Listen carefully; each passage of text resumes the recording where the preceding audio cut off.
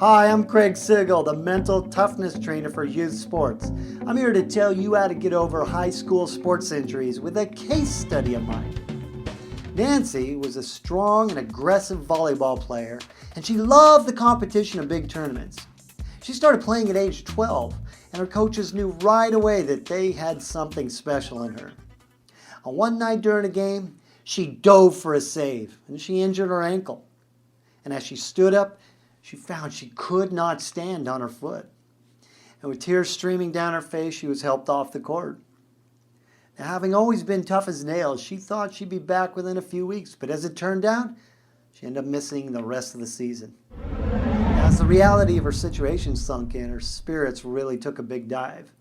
And for the first time in her life, Nancy started feeling fear and doubt in the back of her mind constantly. She'd always taken for granted that she was superior to all her competitors, and she felt assured she had a future playing on a college team. Now she wasn't so sure.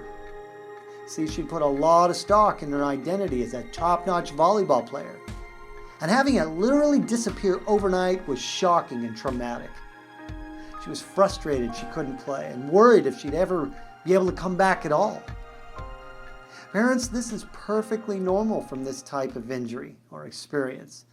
You know, at a time when most kids are struggling to get to know who they really are, playing sports fulfills multiple emotional needs. It's how they fit in. It's how they develop their own self-efficacy, and they form their perception of worth as a person. After months of painful rehab, Nancy was finally physically ready to play, but something was still holding her back. She knew the fear wasn't rational because she had completely healed. The doctor said she was fine. And she was a gifted athlete and knew exactly what she was supposed to do tactically like the back of her hand. But as she explained to her coach, she now had a fear that she just couldn't shake. And in practice, her coach noticed the difference too. Instead of brushing it off and telling her to just put it out of her mind, her coach really listened to her and ended up sending her to me. First thing we worked on was her focus or her dominant thoughts. She had spent the last half year thinking about her ankle and her rehab and wondering if she could ever play the same as she used to. Hundreds of doubting thoughts over a period of time, it starts to condition your mind. And I knew we had to reverse that before doing anything else. I had her go back to the reasons why she started playing volleyball in the first place. And we came up with a mantra she could repeat over and over that corrected her focus. The next step was to help her release all those stored up difficult emotions that were resultant from her injury and the setback to her career. You know, telling yourself simply to just let it go would not cut it. The work has to be done at a cellular level where the emotions literally get stuck. This is why we use guided visualizations in our training, and it worked wonders for her. She told me how light and free she felt afterwards.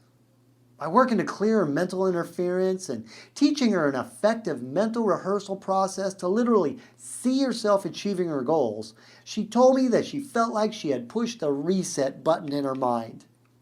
She gradually began to trust her ankle and her body again, and she went on to a stellar season. A year later, realizing her dream of playing college ball, she told me that the lessons she had learned from using her mind to come back in volleyball and her ankle had helped her in bouncing back from a lost relationship.